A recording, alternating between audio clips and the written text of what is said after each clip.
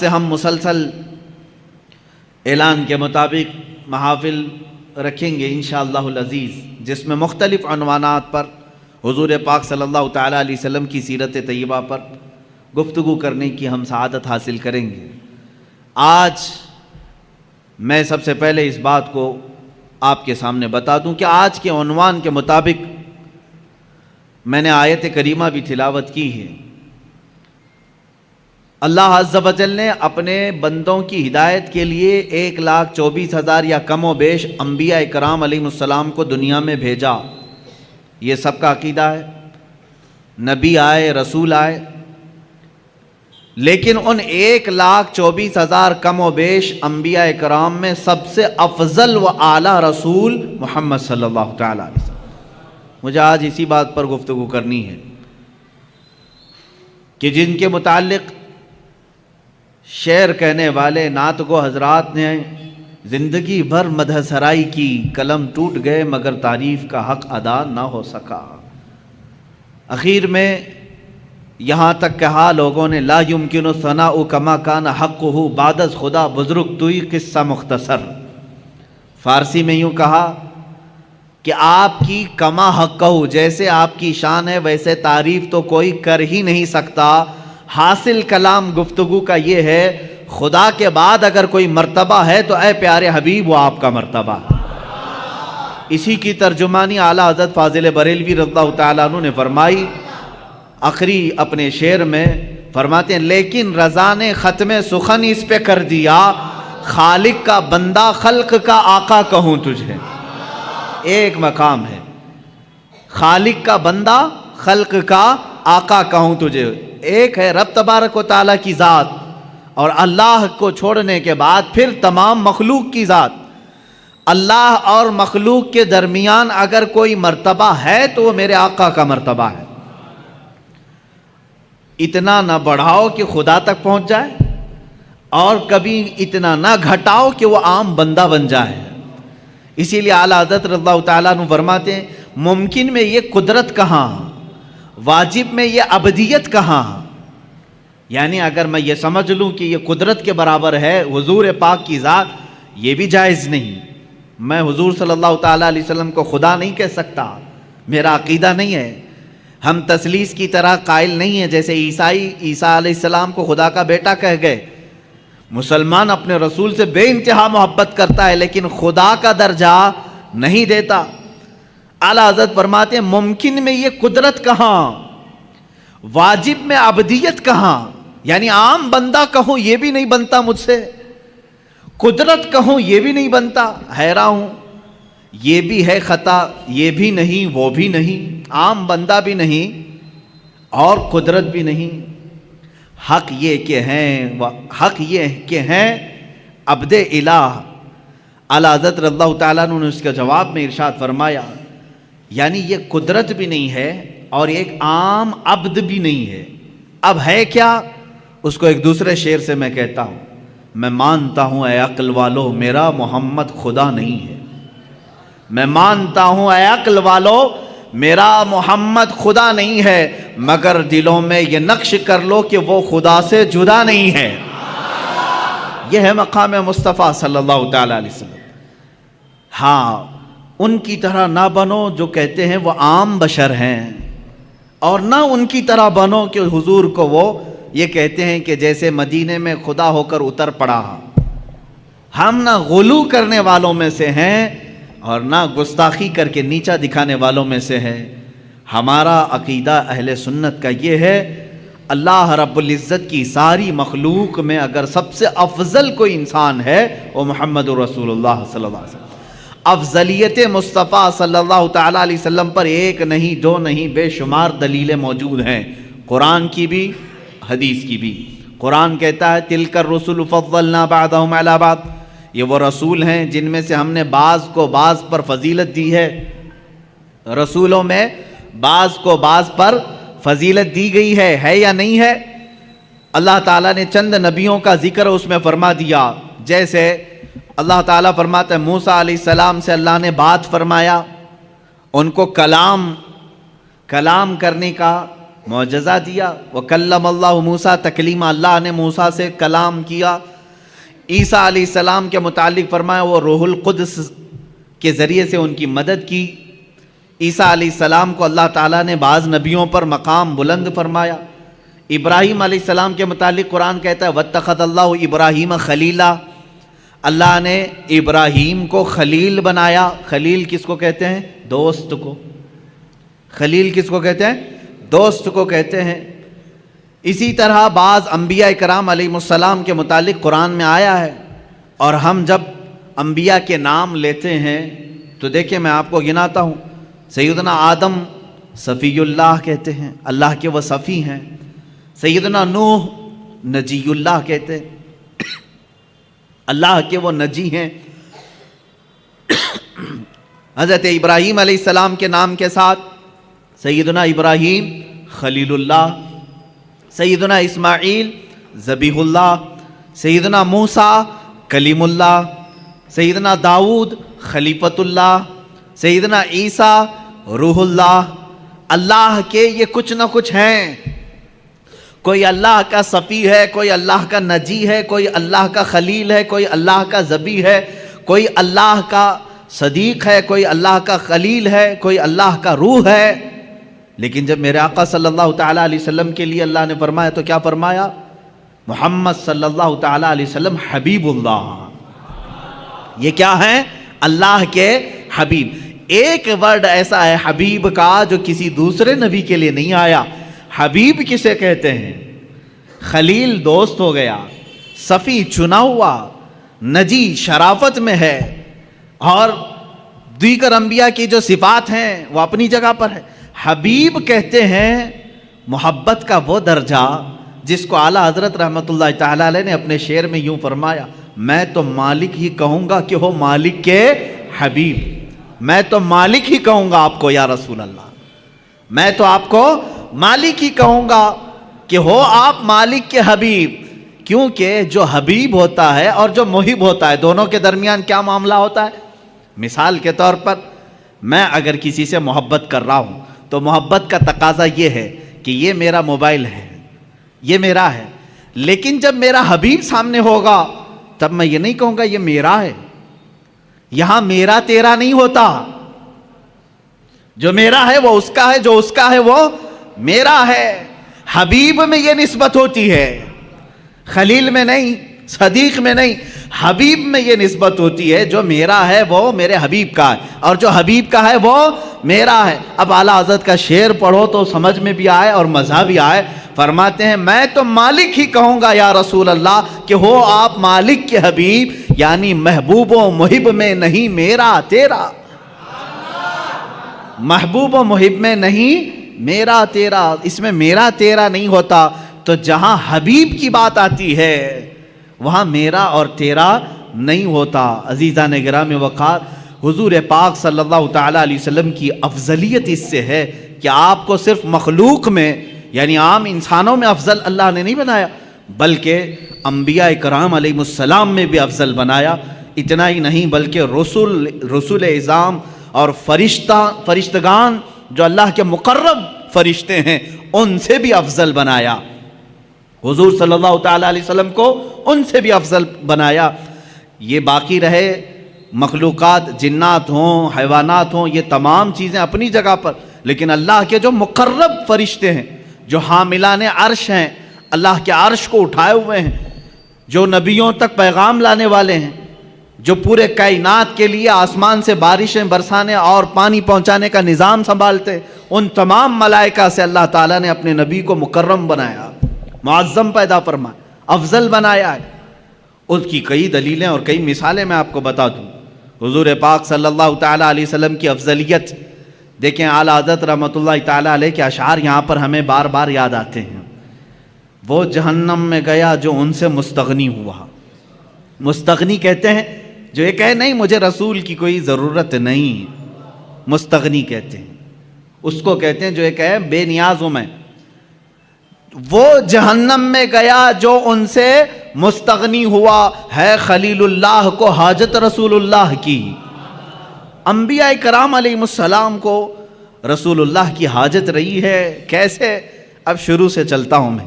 سب سے پہلے انسان، سب سے پہلے نبی، سب سے پہلے رسول آدم علیہ الصلاۃ والتسلیم ہے. جب آدم علیہ الصلاۃ والتسلیم کی پیدائش ہوئی، ولادت ہوئی، تو جانتے ہیں آپ ولادت کے احوال اور قوائف پڑھیں تو تفاسیر میں یہ بات ملتی ہے کہ زمین سے مختلف علاقوں کی مٹی لائی گئی، فرشتوں نے لا کر کے گوندھا، جنت کے پانی سے اسے گوندھا گیا اور اس کے بعد ایک شکل بنائی گئی. شکل بنانے کے بعد یہ تو جسم کی شکل ہوئی، اللہ رب العزت نے اب اس میں روح ڈالنی تھی. روح کیا چیز ہے؟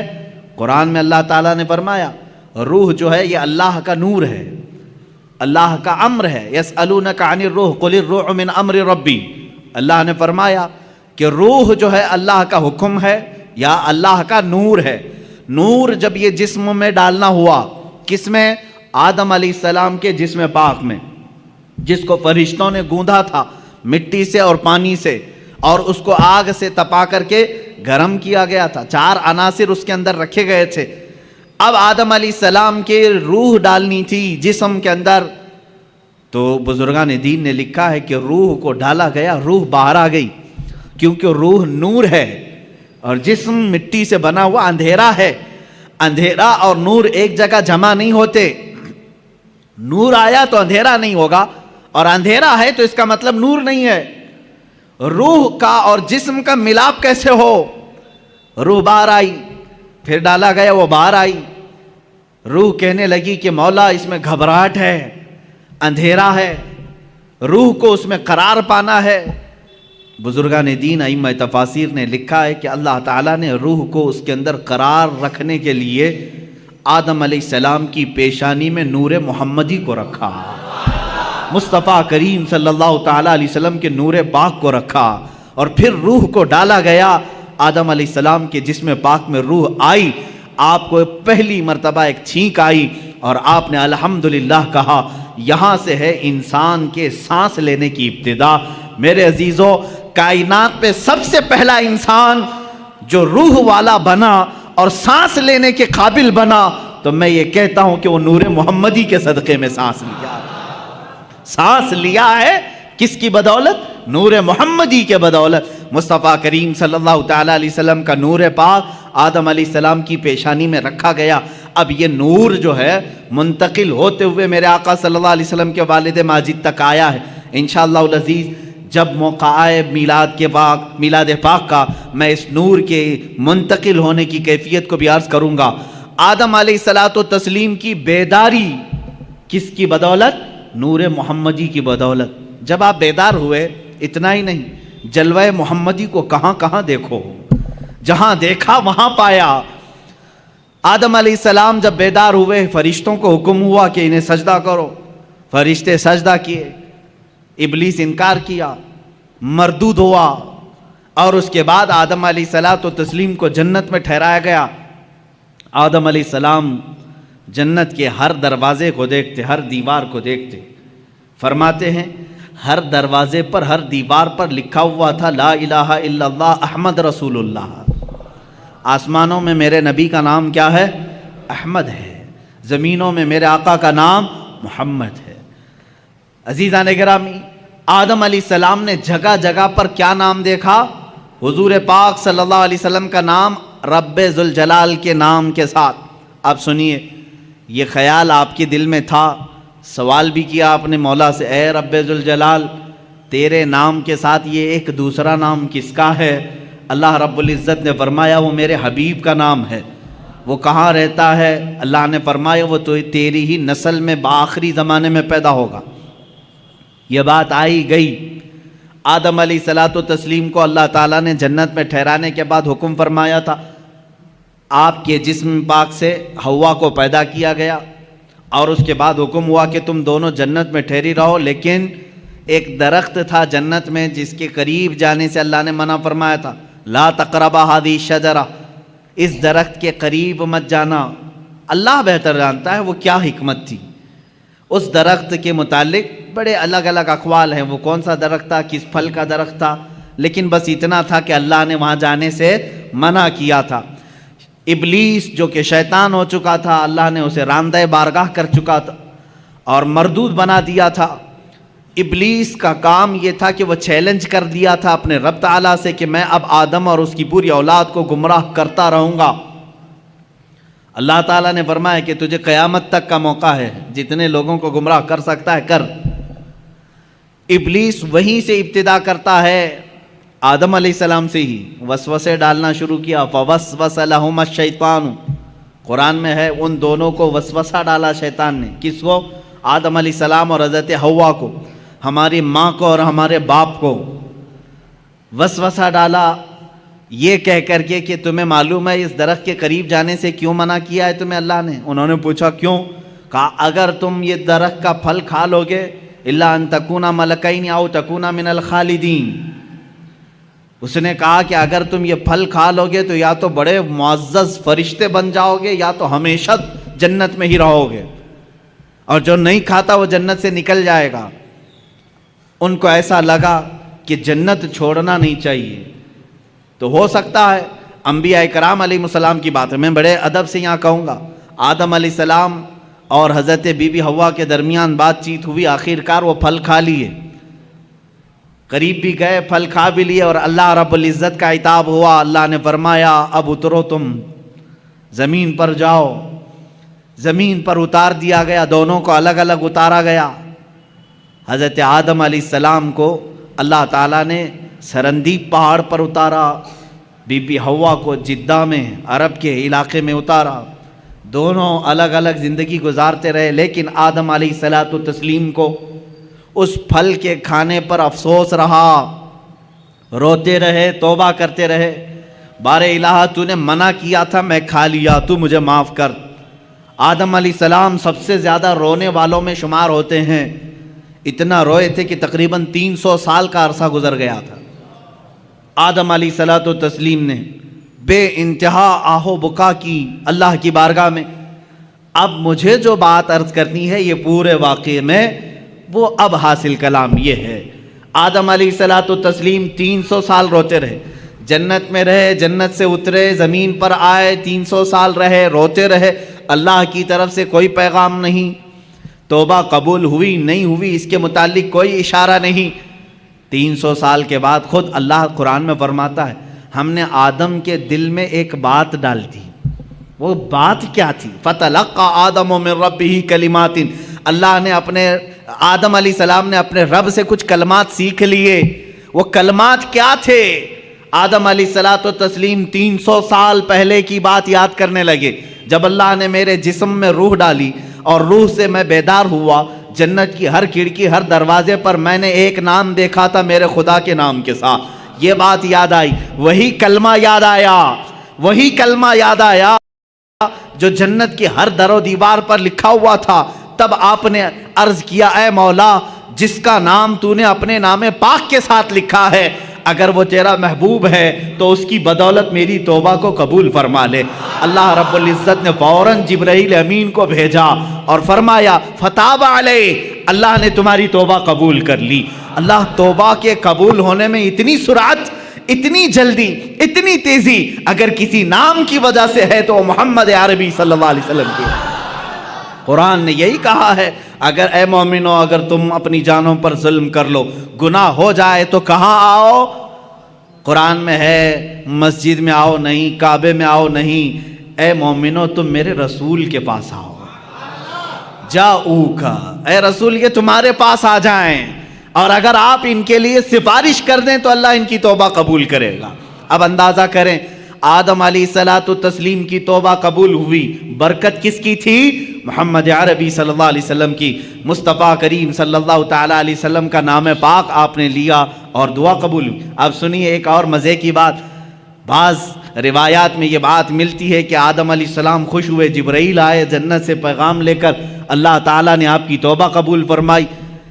آدم علیہ السلام نے کہا وہ نام اتنی برکت والا، وہ نام اتنی عظمت والا، وہ نام اللہ رب العزت کی بارگاہ میں اتنے مقام و مرتبے والا، اے مولا اس نام پاک کی ذات اور اس کی ہستی کا ایک بار مجھے بھی تو دیدار کرا دے، ایک بار مجھے دیدار کرا دے۔ جو لوگ یہ کہیں کہ حضور پاک صلی اللہ علیہ وسلم کو 40 سال کے بعد نبوت ملی تھی، وہ یہ بات سنیں ابھی دنیا وجود میں ہی نہیں آئی، کوئی بچے نہیں ہوئے آدم علیہ السلام کے، تب آدم علیہ السلام عرض کر رہے مولا اس شکل محمدی کو میں دیکھنا چاہتا ہوں جس کی بدولت میری دعا قبول ہوئی۔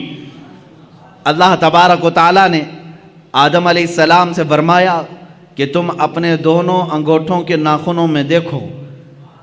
یہ بیان کیا ہے کہ دونوں انگوٹھوں کے ناخنوں میں آپ نے دیکھا حضور پاک صلی اللہ تعالیٰ علیہ وسلم کا نور پاک ان کے انگوٹھوں میں رکھا گیا۔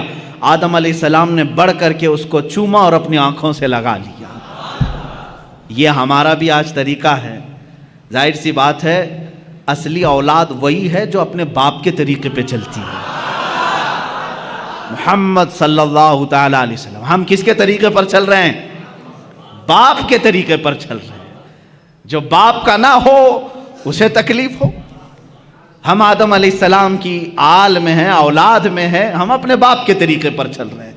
عزیزان گرامی وقار، مجھے یہاں پر افضلیت مصطفیٰ عرض کرنی ہے، میرے آقا صلی اللہ تعالیٰ علیہ وسلم کی بات میں کمپیر اور موازنہ کر کے نہیں دکھا سکتا، کیونکہ حضور صلی اللہ علیہ وسلم نے فرمایا اس طرح نہ کرو کہ ایک نبی کو گراؤ دوسرے نبی کو بڑھاؤ۔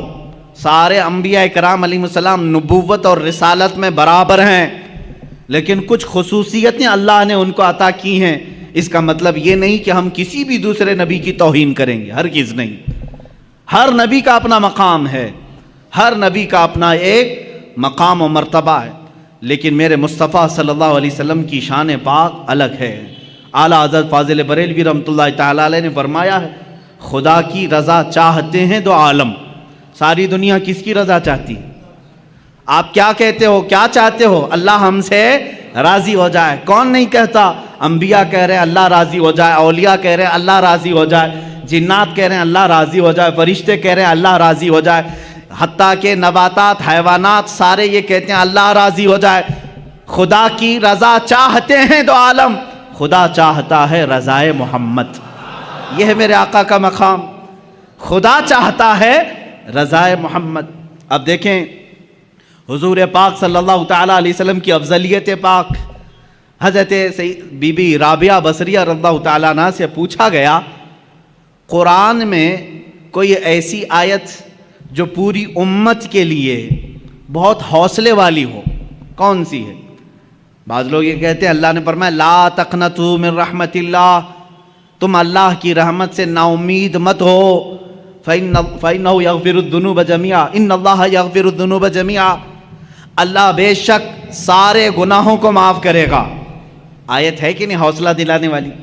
اللہ نے فرمایا اے لوگو اللہ کی رحمت سے نا امید مایوس نہ ہو، اللہ سارے گناہوں کو معاف کرے گا۔ بعض لوگ یہی کہتے ہیں یہ آیت ہے حوصلہ دلانے والی، بہت حوصلہ ہے، لیکن حضرت رابعہ بصریہ فرماتی ہے نہیں، میں سمجھتی ہوں ایک دوسری آیت ہے۔ پوچھا گیا وہ کون سی ہے؟ کہا سورہ والضحیٰ میں ہے، اللہ تعالیٰ نے فرمایا وَلَسَوْفَ يُعْطِيكَ رَبُّكَ فَتَرْضَىٰ، اے رسول ان قریب آپ کو آپ کا رب اتنا دے گا کہ آپ راضی ہو جائیں گے۔ کہا اس میں امت کی کیا بھلائی ہے؟ سوال کیا تھا؟ امت کے لیے، تمام انسانوں کے لیے حوصلے والی کوئی آیت ہے، بخشش والی کوئی آیت ہے؟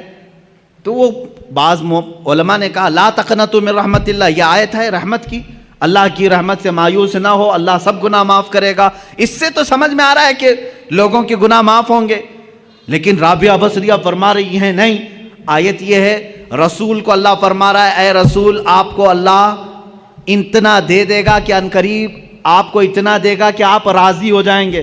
تو اس میں تو رسول کی رضا کی بات ہے، یہاں تمام انسانوں کا کیا بھلا ہے؟ حضرت رابعہ بصریہ فرماتی ہیں اس لیے کہ ہمیں معلوم ہے رسول اس وقت تک راضی نہیں ہوں گے جب تک سب کی بخشش نہ ہو جائے، جب تک سارے ایمان والوں کی بخشش نہ ہو جائے تب تک رسول راضی نہ ہوں گے۔ یہ سب سے بڑی آیت رحمت ہے کہ رسول کی رضا جب تک نہ ہوگی اللہ دیتا رہے گا، دیتا رہے گا۔ عزیزان گرامی، افضلیت مصطفیٰ صلی اللہ تعالیٰ علیہ وسلم، انبیاء کرام کو جو مقامات ملے وہ اپنی جگہ پر ہے، اس لیے کہ شاعر نے کہا ہے کہ حسن یوسف دم عیسیٰ ید بیضا داری، آنچے ہمہ خوباں دارند تو تنہا داری۔ یا رسول اللہ صلی اللہ علیہ وسلم یوسف کا حسن بھی آپ کے اندر ہے، عیسیٰ علیہ السلام کی قوت و طاقت جو آپ مردوں کو زندہ کرتے تھے، آقا آپ کے اندر وہ بھی جمال ہے، حسن یوسف، دم عیسیٰ، ید بیضا، عیسیٰ علیہ السلام کی قوت اور موسیٰ علیہ السلام کے معجزوں کا کمال بھی آپ کے اندر ہے، آنچ ہما خوباں دارند، یہ سارے نبی جتنے معجزے رکھتے تھے، یا رسول اللہ تو تنہا داری، آپ کے اکیلے کے اندر وہ سب موجود ہیں، وہ ساری چیزیں اللہ نے آپ کو انعام میں عطا کی۔ میں تفصیل سے اگر بتاتا چلوں تو سارے معجزات ایک الگ عنوان ہے، انشاءاللہ 12 روز کے اندر معجزات مصطفیٰ بھی میں عرض کروں گا، لیکن اولیاء انبیاء اکرام علیہ السلام میں افضلیت جس رسول کو حاصل ہے وہ میرے آقا صلی اللہ علیہ وسلم کی شان۔ دیکھیں اللہ تبارک و تعالیٰ نے حضور اکرم صلی اللہ تعالیٰ علیہ وسلم کو اولین کا بھی سردار بنایا، آخرین کا بھی سردار بنایا۔ خود میرے آقا فرماتے ہیں انا سید الاولین والآخرین، میں اولین کا بھی سردار ہوں، آخرین کا بھی سردار ہوں، اور یہی سرداری ہی تو ہے۔ سب سے بڑی افضلیت کہاں ثابت ہوتی ہے؟ اس وقت جب اللہ رب العزت معراج میں اپنے حبیب کو بلا رہا ہے، ایک طرف لن ترانی ہے، ایک طرف لن ترانی، لن ترانی قرآن میں آئی ہوئی آیت میں بتا رہا ہوں۔ موسیٰ علیہ السلام اللہ رب العزت کی بارگاہ میں بار بار یوں عرض کر رہے تھے، ربی ارینی، اے اللہ تو مجھے اپنا جلوہ دکھا دے، اے اللہ تو مجھے اپنا دیدار کرا دے۔ اللہ فرماتا ہے لن ترانی، اے موسیٰ تو ہرگز مجھے نہیں دیکھ سکے گا۔ لن عربی میں تاکید کے لیے آتا ہے، نفی تاکید، کہ تم ہرگز نہیں دیکھ سکو گے۔ کس کو کہا جا رہا ہے؟ موسیٰ علیہ السلام۔ آپ نے بار بار اصرار کیا تو اللہ تعالیٰ نے فرمایا ٹھیک ہے، کوہ طور پر آ جاؤ، کوہ طور پر آ جاؤ، نالین نیچے اتارو۔ موسیٰ علیہ السلام کو کیا کہا جا رہا ہے؟ نالین، چپل اپنے نیچے اتارو، کوہ طور پر آؤ، اور اللہ رب العزت اپنی پوری ذات نہیں، اپنی ایک تجلی کا اظہار تم پر کرے گا۔ اگر دیکھ سکو تو دیکھ لو، اس کے بعد دوسری منزلیں ہوں گی۔ قرآن کی آیت ہے 9ویں پارے کی، اللہ فرماتا ہے فَلَمَّا تَجَلَّى رَبُّهُ لِلْجَبَلِ جَعَلَهُ دَكَّا وَخَرَّ مُوسَىٰ صَعِقًا۔ اللہ تعالیٰ نے حکم فرمایا موسیٰ سامنے والے پہاڑ کی طرف دیکھتے رہو، اس درخت کی طرف جو پہاڑ کے اوپر ہے، اس درخت پر اللہ رب العزت نے اپنے جمال کی، جلال کی تجلیات میں سے سوئی کے ناکے سے بھی کم، سوئی کا ناکا ہوتا کتنا ہے؟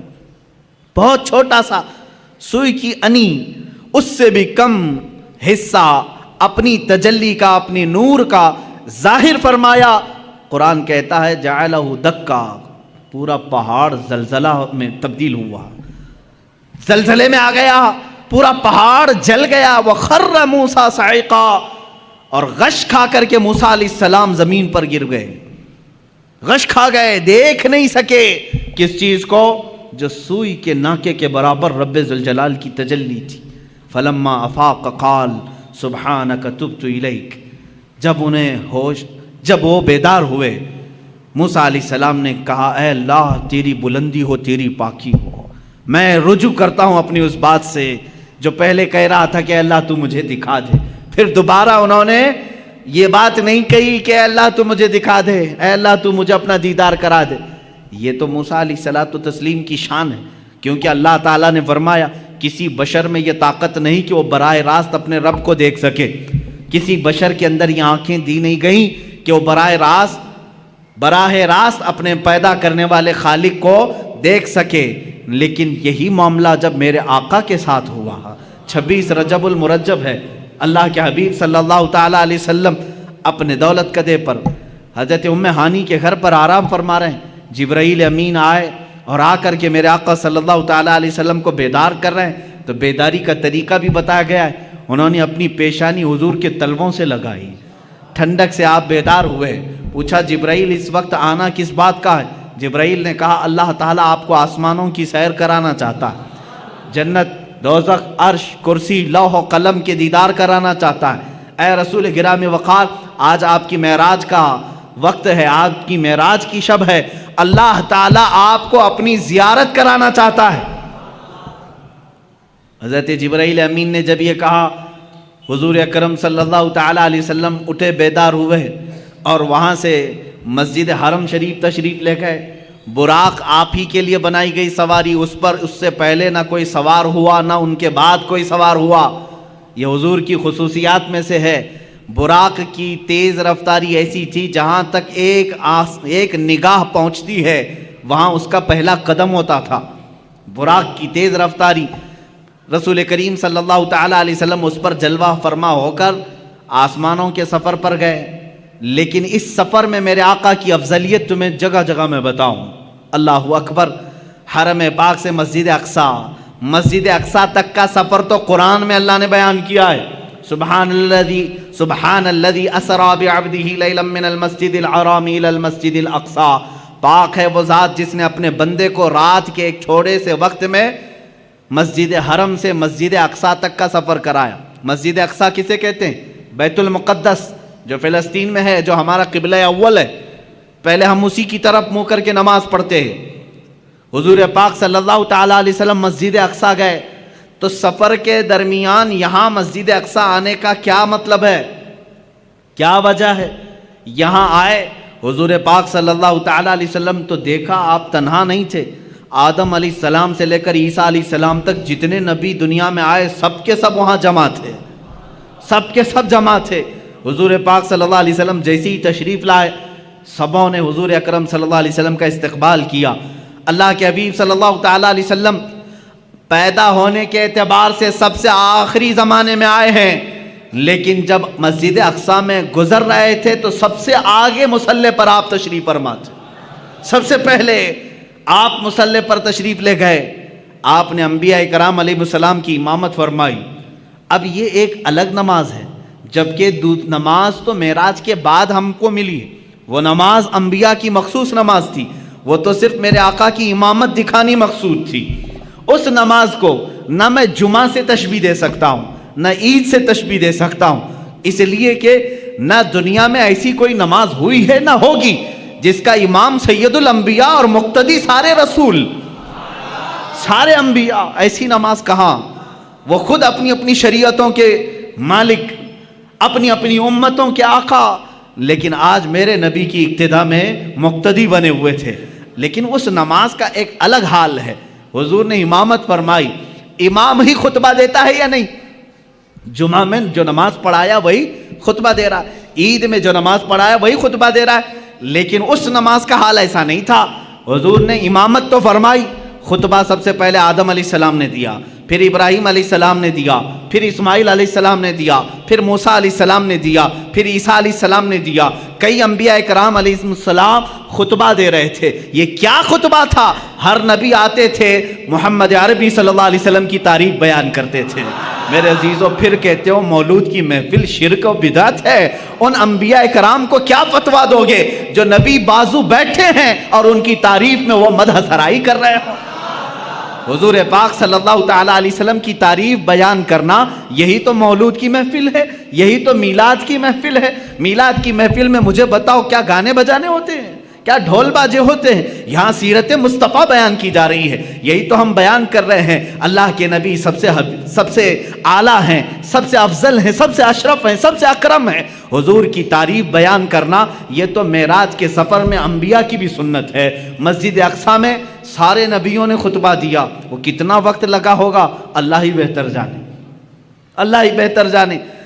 نبیوں کی طاقت و قوت اپنی جگہ پر، اس کو آپ گیس نہیں کر سکو گے۔ اللہ نے نبیوں کو کیا طاقت دی ہے، کون سی قوت ہے؟ یہاں لوگ حضور کی طاقت ناپنے کی کوشش کر رہے ہیں، دوسرے نبیوں کی طاقت ان کا اندازہ نہیں کر سکو گے۔ نماز ادھر پڑھائی، جلسہ ختم ہوا، حضور پاک صلی اللہ علیہ وسلم پھر سفر پر روانہ ہوئے۔ کہاں؟ اب آسمانوں کا سفر تھا، جبکہ فرمایا گیا ہے آسمانوں کا سفر براق پر، اور وہ بھی تیز رفتار براق۔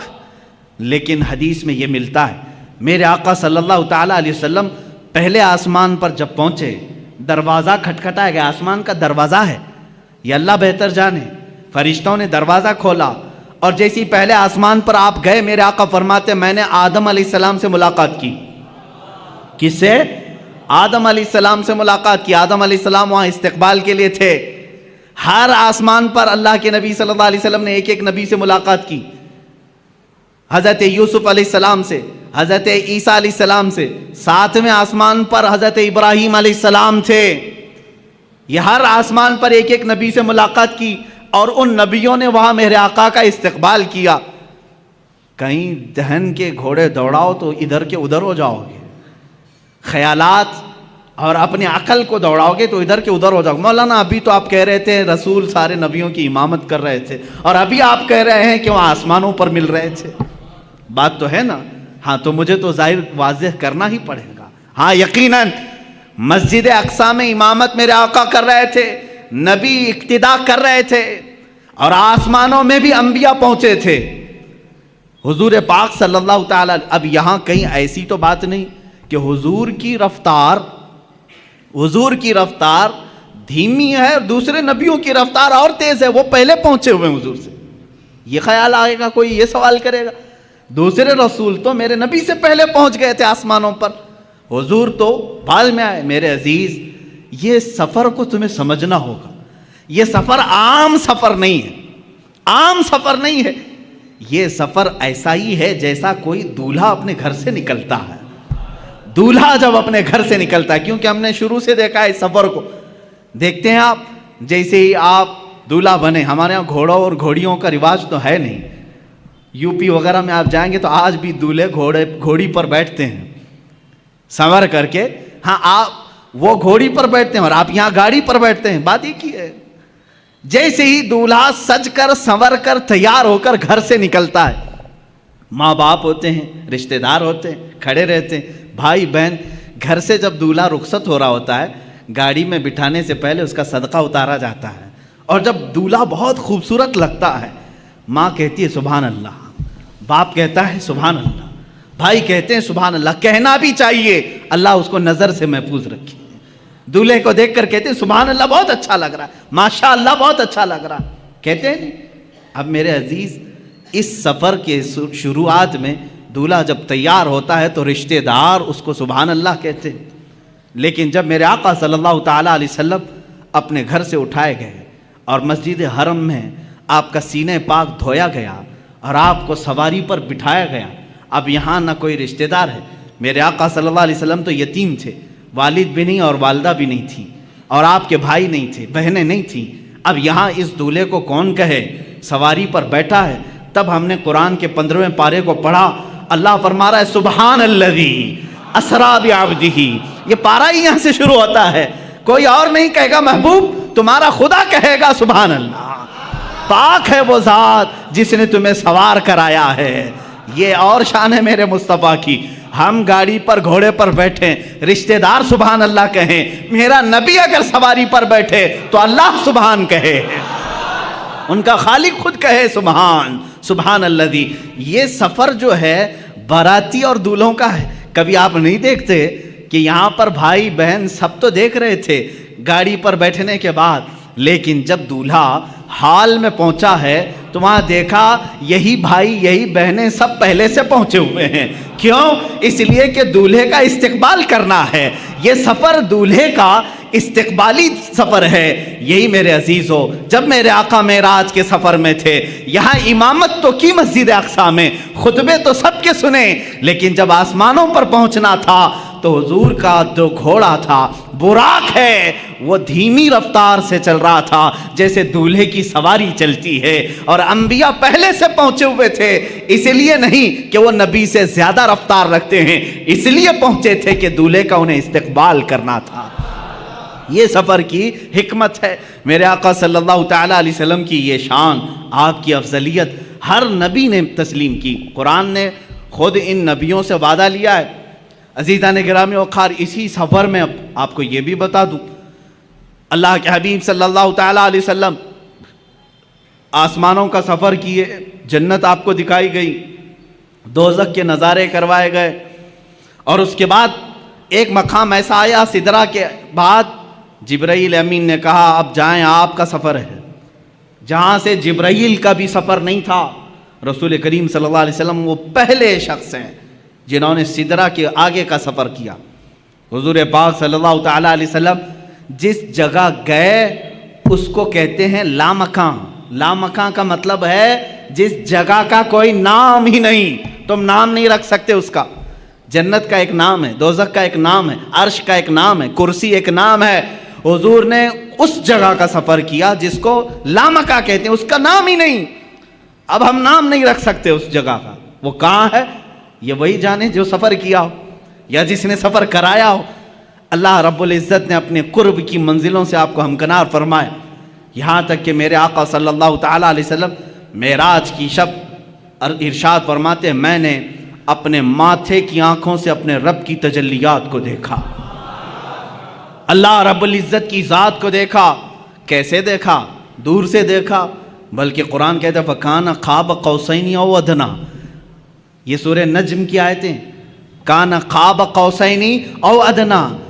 قوسین کہتے ہیں تیر، معلوم ہے بان اور تیر جو یہاں پر ہوتی ہے، فرمایا قرآن نے دو کمان کے اندر تیر رکھ کر کے مارتے ہیں نا، دو کمانوں سے کم کا فاصلہ تھا، اتنے قریب میرا حبیب آیا۔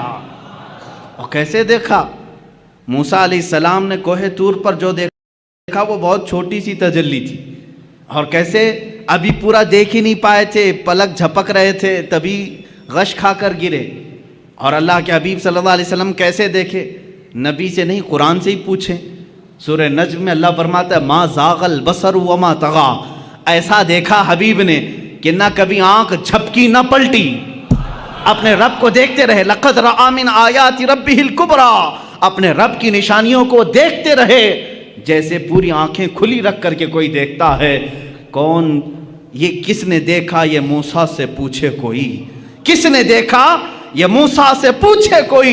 آنکھ والوں کی ہمت پہ لاکھوں سلام۔ اسی لیے میرے اعلیٰ حضرت نے فرمایا ہے اب رسول پاک صلی اللہ تعالیٰ علیہ وسلم نے ذات خداوندی کو اپنے ماتھے کی آنکھوں سے دیکھا تھا۔ اب یہاں موسیٰ علیہ السلام کے دربار میں میں پھر آتا ہوں۔ موسیٰ علیہ السلام نے بہت چھوٹی تجلی دیکھی، لیکن کمال اتنی تجلی دیکھنے کے بعد بھی یہ کمال تھا کہ روایات یہ بتاتی ہیں موسیٰ علیہ السلام کی اب آنکھ میں آنکھ ڈال کر کے کوئی دیکھ نہیں سکتا تھا، اتنا جلال تھا، اتنا جلال تھا۔ اور موسیٰ علیہ السلام فرماتے ہیں رات کے اندھیرے میں 3 میل دور، 3 میل کا مطلب وہ 4.5 کلومیٹر، 4.5 کلومیٹر دور تک اگر کسی پتھر پر کوئی کالی چیونٹی چل رہی ہو، موسیٰ علیہ السلام فرماتے ہیں میں اس کو آرام سے دیکھ سکتا ہوں۔ 3 میل دور رات کے اندھیرے میں کالی چیونٹی کسی کالے پتھر پر رینگ رہی ہو، موسیٰ علیہ السلام فرماتے ہیں میری آنکھیں اسے آرام سے دیکھ سکتی ہیں۔ یہ جلوہ تھا اس ہلکی سی تجلی کو دیکھنے کا، اس ہلکی سی تجلی کو دیکھنے کا۔ اور جس نے سراپا خدا کی ذات کو دیکھا اس کی آنکھوں کے نور کا حال کیا ہوگا۔ اسی لیے میرے اعلیٰ حضرت نے فرمایا اور کوئی غیب کیا تم سے نہاں ہو بھلا، جب نہ خدا ہی چھپا تم پہ کروڑوں درود۔ اعلیٰ حضرت رحمۃ اللہ تعالیٰ علیہ نے فرمایا ہے یا رسول اللہ دل فرش پر ہے تیری نظر، سر عرش پر ہے تیری گزر، دل فرش پر ہے تیری نظر، ملکوت و ملک میں نہیں کوئی شے وہ جو تجھ پہ آیا نہیں۔ کون سی ایسی چیز ہے جو رسول پاک سے چھپی ہوئی ہے؟ موسیٰ علیہ السلام جب رات کے اندھیرے میں 3 میل دور دیکھ سکتے ہیں تو اے سنیوں کیا ہمارا یہ عقیدہ نہیں ہو سکتا 4000 کلومیٹر دور مدینہ طیبہ سے ہمارا آقا ہم غلاموں کو دیکھ رہا ہے، محفل پاک کو ہماری وہ ملاحظہ فرما رہے ہیں۔ عزیزان گرامی وقار، رسول کریم صلی اللہ تعالیٰ علیہ وسلم کی افضلیت پاک انبیاء کرام علیہ السلام کی زندگیوں سے۔ اب پھر میں موسیٰ علیہ السلام ہی کی بات کروں۔ جب آپ سنتے ہوں گے معراج کے واقعات تو یہ بات تو ضرور سنتے ہوں گے 50 نمازیں دی گئی تھی حضور کو امت کے لیے تحفہ، لیکن کم کس نے کرایا؟ موسیٰ علیہ السلام نے۔ یہ 4تھے آسمان پر یا 5ویں آسمان پر ملتے تھے، حضور پاک صلی اللہ تعالیٰ علیہ وسلم سے ملاقات ہوئی، رب تعالیٰ کے متعلق پوچھا، کہا آپ کی امت یہ 50 نمازیں نہیں پڑھ سکے گی، کم کرائیں۔ 5 کم ہوئی، 5 کم ہوئی، 5 کم ہوئی، 9 مرتبہ میرے آقا گئے۔ کہاں پر؟ اپنے رب کی بارگاہ میں 9 مرتبہ۔ یہاں سب پہلے سے طے تھا، نمازیں بچنی 5 ہی ہیں۔ اللہ کو تو معلوم تھا، اللہ رب العزت قادر مطلق ہے، یہ 9 مرتبہ گھومنے پھرنے کا معاملہ کیا ہے؟ اوج پر جانا میرے حضور کا ہے۔ حضور پاک صلی اللہ تعالیٰ علیہ وسلم بار بار جا رہے ہیں۔ موسیٰ علیہ السلام کو جب معلوم تھا کہ یہ امت 5 سے زیادہ نہیں پڑھ سکتی تھی، تو جب 50 حضور لے آئے تھے، سیدھے کہہ دیتے اے رسول جائیں ڈائریکٹ 45 کم کرا کے آ جائیں۔ موسیٰ علیہ السلام نے ایک بار بھی نہیں کہا اور کم کرائیں، کتنا یہ نہیں، اور کم کرائیں اور کم کرائیں۔ 5 بچے رہ گئے، جبکہ موسیٰ علیہ السلام اب بھی کہہ رہے تھے اور کم کرائیں۔ یہ حدیث پاک میں اللہ کے نبی صلی اللہ علیہ وسلم نے آخر میں فرمایا اب مجھے حیا آتی ہے کم کرانے میں۔ حضور نے آخر میں فرمایا اب اس کی حکمت جو سیرت نگار بزرگان دین ہیں فرماتے ہیں، بات در حقیقت نمازوں کے کم کرانے کی نہیں تھی۔ موسیٰ علیہ الصلوۃ والتسلیم جو کوہ طور پر جلوہ دیکھ نہ سکے تھے، وہ نگاہ مصطفیٰ میں دیکھ رہے تھے، میرے آقا صلی اللہ تعالیٰ علیہ وسلم کی نگاہوں میں دیکھ رہے تھے۔ تازہ تازہ جلوہ ہے، ابھی رب کو دیکھ کر یہ بندہ آیا ہے، اللہ رب العزت کا خصوصی بندہ، اس کا حبیب، اس کا محبوب، ابھی یہ جلوہ دیکھ کر آیا ہے۔ رب تبارک و تعالیٰ کے جلوے ان کی آنکھوں میں سمائے ہوئے تھے۔ موسیٰ علیہ السلام یہ کہتے ہیں کہ انہی جلووں کو ان آنکھوں سے دیکھ لو، پھر بھیجتے کہ تازہ پھر دیکھ کر کے آئیں گے، پھر میرے مولا کے جلوے ان کی آنکھوں میں دیکھنے کو ملیں گے۔ اسی لیے تو اعلیٰ حضرت نے فرمایا کس نے یہ دیکھا؟ موسیٰ سے پوچھے کوئی، آنکھ والوں کی ہمت پہ لاکھوں سلام۔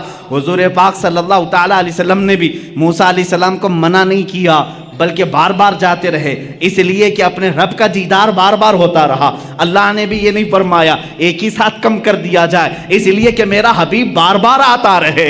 یہ نمازوں کے کم کرانے کا سلسلہ تو تھا، لیکن ایک دوسرے کی محبت کا بھی معاملہ تھا۔ موسیٰ علیہ الصلوۃ والتسلیم جو جلوہ کوہ طور پر براہ راست نہ دیکھ سکے، لیکن دیکھے تو کس کے ذریعے سے دیکھے؟ میرے مصطفیٰ کی نگاہوں کے ذریعے سے دیکھا۔ اسی لیے اعلیٰ حضرت نے فرمایا وہ جہنم میں گیا جو ان سے مستغنی ہوا، ہے خلیل اللہ کو، میں کہتا ہوں ہے کلیم اللہ کو حاجت رسول اللہ کی، ہے کلیم اللہ کو حاجت رسول اللہ کی۔ ہر نبی کو رہی ہے میرے مصطفیٰ کی حاجت، ہر نبی کو رہی ہے میرے آقا صلی اللہ تعالیٰ علیہ وسلم کی حاجت۔ اور یہ بات آپ سنیں گے قیامت کے دن انشاءاللہ، اذهبوا الی غیری ہر نبی کہے گا، اور سارے کہیں گے ایک ہی ہے جو آج سفارش کر سکتا ہے، تمہاری بھی کرے گا اور ہماری بھی کرے گا، وہ نام ہے محمد عربی صلی اللہ علیہ وسلم کا۔ عزیزان گرامی وقار، مصطفیٰ کریم صلی اللہ تعالیٰ علیہ وسلم کی افضلیت پاک، ابراہیم علیہ السلام کو اللہ نے خلیل بنایا، لیکن اپنے نبی کو کیا بنایا؟ حبیب بنایا۔ اللہ کے رسول کیا ہیں؟ حبیب ہیں۔ اور ان کے بعد اب یہاں پر حضور پاک صلی اللہ تعالیٰ علیہ وسلم کے صبر کو لیں، شکر کو لیں، آپ کے تمام جلال موسوی کو، جمال عیسوی کو، حسن یوسفی کو لیں، سب چیزوں میں ایک نرالی شان دکھتی ہے۔ حسن کی بات آئی ہے تو عرض کروں، یوسف علیہ السلام کو حسن جو ہے معجزے میں ملا تھا۔ معجزہ کسے کہتے ہیں؟ معجزہ وہ جو عام انسان کی سمجھ میں نہ آئے، عام انسان کی سمجھ میں نہ آ سکے۔ یوسف علیہ السلام اتنے حسین تھے، اتنے حسین کہ لوگ یہ سمجھتے تھے، سوچتے تھے کیا انسان بھی ایسا ہو سکتا ہے؟ اتنا حسین۔ لوگ آج فلمیں بنا کر کے ان کا کیریکٹر دکھا رہے ہیں، تم کہاں سے یوسف کا ثانی لا سکو گے؟ نہیں پیدا کر سکو گے۔ بلکہ ان کے زمانے کے لوگ تو یہ کہتے تھے ہمیں تو یہ لگتا ہے فرشتہ ہے، بعض تو کہتے تھے کہ فرشتہ ہے، انسان ایسا کیسے ہو سکتا ہے؟ حسن جو ان کو ملا تھا، جمال، وہ معجزہ تھا، معجزہ تھا یوسف علیہ السلام کا حسن۔ اور بڑے واقعات ہیں، قرآن پاک میں پورا سورہ یوسف ہے۔ ان کے جمال پر کون کون فریفتہ نہیں تھا؟ ان کے جمال ہی نے، ان کے حسن ہی نے ان کو کنویں تک پہنچایا، کنویں سے پھر زلیخا کے گھر میں پہنچایا، بازار مصر میں، مصر کے بازار سے زلیخا کے گھر میں، زلیخا کے گھر سے جیل میں، جیل سے پھر وزارت عظمیٰ کی کرسی میں۔ یہ حسن ان کو اتنی منزلیں طے کراتا رہا، کیونکہ حسن و جمال ان کا تھا، لیکن حاسدین بڑھتے گئے۔ ایک بات یاد رکھنا، کوڑھی سے کوئی حسد نہیں کرتا، کوڑھی سے کوئی حسد نہیں کرتا، حسن والے سے ہی حسد کرتا ہے۔ اگر تمہارا کوئی حاسد ہے تو شکر کرو اللہ کی بارگاہ میں، کوئی تو نعمت ہے میرے اندر اس لیے حسد کر رہا ہے۔ کوڑ والے سے کون حسد کرے گا؟ جو کھوڑ پھٹ کا ہوتا ہے اس سے حسد نہیں کیا جاتا، حسن والے سے حسد ہوتا ہے۔ جس کے پاس کوئی دولت ہو اس سے حسد ہوتا ہے۔ بہرحال یوسف علیہ السلام اس کے شکار ہوتے رہے، لیکن ان کے حسن کے متعلق قرآن کا مشہور واقعہ، زلیخا بہت فریفتہ تھیں، وارفتہ تھی یوسف علیہ السلام پر. عورتیں تانا دینے لگیں کہ یوسف جوان ہے، زلیخا شادی شدہ عورت ہے، شادی شدہ ہونے کے باوجود ایک نوجوان کے حسن کے چکر میں پڑ گئی. ان تمام تانوں کو سن کر کے زلیخا نے ایک دعوت کی تھی. دعوت میں شہر کی امیر عورتوں کو بلایا تھا، سب کے ہاتھوں میں ایک لیمو اور ایک چھری دی تھی، کہا میں جب کہوں تب یہ کاٹ دینا. یوسف علیہ السلام کو سجا سنوار کر کے اس نے اس کمرے میں بلایا. جب وہ آئے تو یوسف علیہ السلام کمرے میں جیسے داخل ہوئے، زلیخا نے کہا اے عورتوں، اے بیبیوں، اپنے لیمو کاٹ دو. عورتیں وہ حسن یوسف کو پہلی بار دیکھ رہی تھی اور یوسف علیہ السلام کا جمال دیکھنے میں ایسے ماہ ہو گئیں، غرق ہو گئیں، ڈوب گئیں کہ لیمو چھوٹ گیا، انگلیاں کٹ گئیں، چاروں انگلیاں کٹ گئیں. تیز چاقو دیر ہوگی، سب کٹ گئی. یوسف علیہ السلام جب چلے گئے تب انہیں لگا ارے انگلیاں کٹ گئیں. مجھے یہ بتاؤ، یہ واقعہ آپ نے سنا تھا نا؟ قرآن کا واقعہ ہے، سورہ یوسف 12ویں پارے میں یہ موجود ہے، جا کر پڑھ لینا. یہ حسن یوسف ہے.